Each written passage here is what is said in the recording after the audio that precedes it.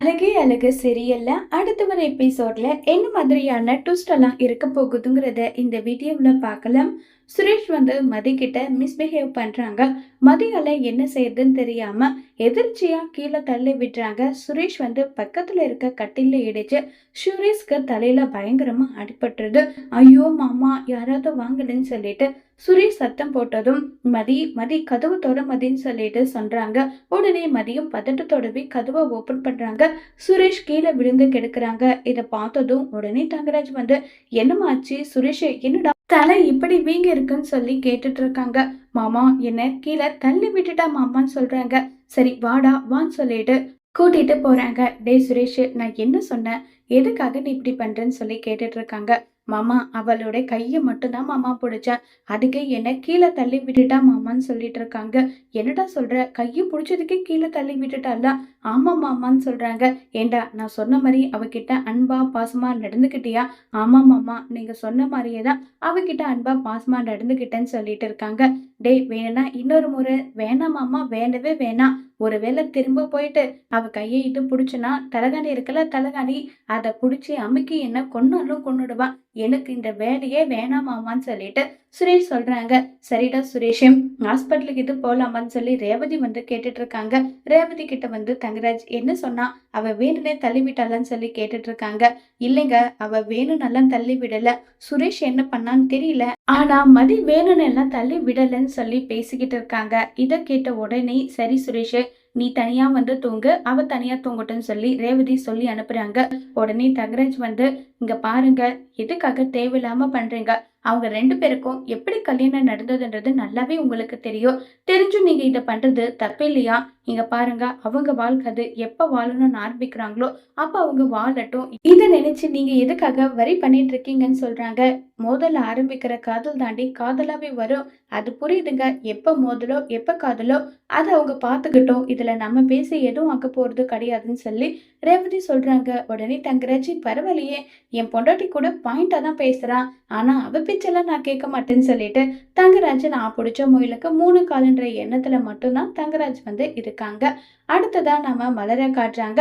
மலர் வந்து வீடு கூட்டிட்டு இருக்காங்க. உடனே அந்த இடத்துக்கு பாக்கியராஜ் வராங்க. மலரு கொஞ்சம் ஃபேனை போடுன்னு சொல்லிட்டு இருக்காங்க. உங்க அம்மா தானே உங்களுக்கு ரொம்ப பிடிக்கும், அப்ப உங்க அம்மாவே நீங்க ஃபேனை போட சொல்லுங்கன்னு சொல்லிட்டு அதவே வேணுனே வம்பு கிழக்கிற மாதிரி பேசிக்கிட்டு இருக்காங்க. ஏண்டி நைட்டு சொன்னடி, தெரியாம ஏதோ சொல்லிட்டேன், அதுக்காக இப்படி எல்லாம் பண்ணக்கூடாது, தயவு செஞ்சு நான் சொல்றத கேளுடின்றாங்க. எது சொல்றதா இருந்தாலும் இனி நீங்க உங்க அம்மா கிட்ட மட்டும் தான் சொல்லணும், என்கிட்ட எல்லாம் நீங்க சொல்லவே கூடாதுன்னு சொல்லி பயங்கரமா மலர் கோவப்பட்டுட்டு இருக்காங்க. உடனே அந்த இடத்துக்கு லக்ஷ்மி ராகவன் 2 பேருமே வராங்க. உடனே மலரை கேள்வி கேட்கிறாங்க. என்ன மலரு, ஒரு வாரத்துக்கு தேவையான காய்கறி எல்லாம் வாங்கிட்டு வர மாட்டியா? என்ன இது அடிக்கடி இதை காணும் அதை காணும் சொல்லி வாங்கிட்டு வர்றதுதான் வேலையான்னு சொல்லி கேட்டுட்டே இருக்காங்க. இல்லத்த, நான் வந்து நினைச்சேன் அதை விட அதிகமா காய்கறி ஆயிடுச்சு, நான் என்ன பண்ணட்டும்னு சொல்லி மலர் சொல்லிக்கிட்டு இருக்காங்க. உடனே பாக்கியராஜ் வந்து மலரு எனக்கு காஃபி வேணும்னு சொல்லிட்டு 2 3 முறை சொல்றாங்க. ஏங்க அந்த காய்கறி பையை கொஞ்சம் தூக்கிட்டு வாங்க, ரொம்ப வெயிட்டா இருக்குன்னு சொல்லி மலர் சொன்னதும் சுரேஷும் தூக்கிட்டு வந்து என்ன மலரு காஃபின்றாங்க, என்ன உங்க அப்பா அம்மா முன்னாடி கேட்டாதான் உடனே போட்டு கொடுப்பேன்னு நினைச்சிட்டு இருக்கீங்களா? காலையிலே உங்களுடைய கோட்டா முடிஞ்சிருச்சு, காலையிலே நான் போட்டு கொடுத்துட்டேன், திரும்ப திரும்ப உங்களுக்கு காஃபி வேணும்னா உங்க அம்மா கிட்ட நீங்க கேட்டுக்கோங்க, என்னெல்லாம் நீங்க கேட்காதீங்கன்னு சொல்லிட்டு மலர் பேசிக்கிட்டு இருக்காங்க. ஏண்டி நான் பண்ணது தப்புதான், அதுக்காக இப்படி எல்லாம் என்ன பழிவாங்க கூடாது மலரு, இங்க பாருங்க இப்படிதான் உங்க பொண்ணு பிடிக்கும்னு சொன்னா கூட அது ஒரு வகையில ஏத்துப்பேன், உங்களுக்கு எல்லா வேலையும் செய்யறதுன்னா ஆனா உங்களுக்கு என்ன பிடிக்காது, உங்க அம்மாவை தான் பிடிக்குமா? இனி டவல் வேணும், ஃபைல் வேணும், எங்க போச்சு காணாம போன ஃபேண்ட், இது எதுவுமே என்கிட்ட கேட்காதீங்க, எல்லாம் நீங்க உங்க அம்மா கிட்டே கேட்டுக்கோங்க, ஏன்னா உங்களுக்கு உங்க அம்மாவை தானே ரொம்ப பிடிக்கும்னு சொல்லி பயங்கரமா வச்சு செஞ்சிட்டு இருக்காங்க மலரு. உடனே நம்ம ரேவதி கால் பண்றாங்க. என்ன ரேவதி, என்ன காலையில் டிஃபன் எல்லா வேலையும் முடிஞ்சுதா? முடிஞ்சது அண்ணி. ஆமா மதி எப்படி இருக்கான்னு சொல்றாங்க. ஐயோ அண்ணி என்ன சொல்றீங்க, திரும்பவும் ஒரு பெரிய பிரச்சனையாச்சே, என் புருஷன் சுரேஷ் கிட்ட என்ன சொன்னாருன்னே தெரியல, சுரேஷ் மதி கிட்ட என்ன நடந்துகிட்டாருன்னு தெரியல, மதி கீழே தள்ளி விட்டு சுரேஷுக்கு தலையில வீக்கம் ஆயிடுச்சு, வீக்கம் நல்லாவே இருக்குன்னு சொல்லிட்டு இருக்காங்க. ஐயோ என்ன சொல்ற?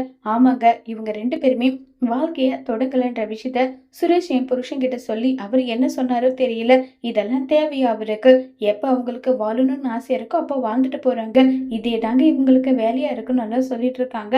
அய்யய்யோ! இப்ப சுரேஷ் பரவாயில்லையா? மதி ஓகேவா? சுரேஷ் ஏதோ கோவமா தான் இருக்கான். மதி இப்போ நார்மலா தான் இருக்கான்னு சொல்லி பேசிட்டு இருக்காங்க.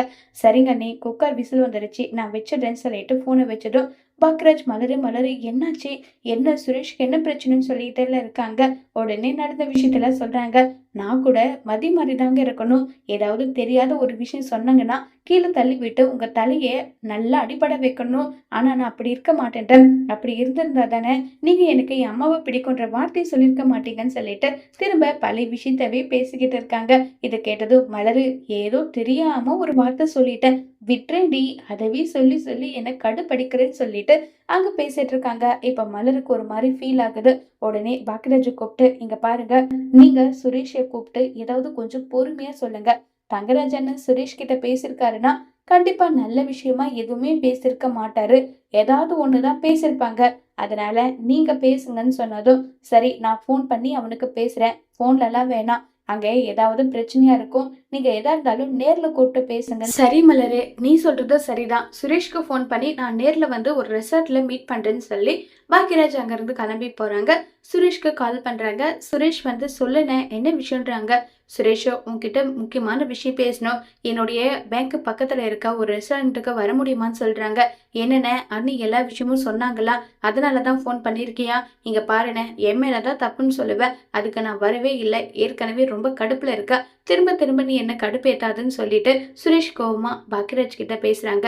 சுரேஷ், நான் சொல்றேன்ல, நீ வான்னு சொல்றேன் இல்லைன்னு சொல்லிட்டு பாக்யராஜ் சொன்னதும், சரிண்ணே, ஆனா நீ வந்து எனக்கு அட்வைஸ் பண்ணக்கூடாது. சரிடா, நான் அட்வைஸ் எல்லாம் பண்ணல, நீ வரியான்னு சொன்னதும், சரிண்ணே வரேன்னு சொல்லிட்டு சுரேஷ் வந்து அங்கிருந்து கிளம்பி போறாங்க. இப்ப பாக்யராஜும் வேலையை முடிச்சுட்டு ரெஸ்டாரண்ட்ல வெயிட் பண்ணிட்டு இருக்காங்க. சுரேஷும் அங்க போறாங்க. சுரேஷ் பண்ண தப்ப பாக்யராஜ் வந்து சுரேஷுக்கு சொல்லி புரிய வைப்பாங்களா? அப்பவாது சுரேஷ் புரிஞ்சுக்கிட்டு மதியோட மனசுக்கு ஏத்த மாதிரி நடந்துப்பாங்களா இல்லையாங்கிறத வரப்போற எபிசோட்ல வெயிட் பண்ணி பார்க்கலாம். தேங்க்யூ.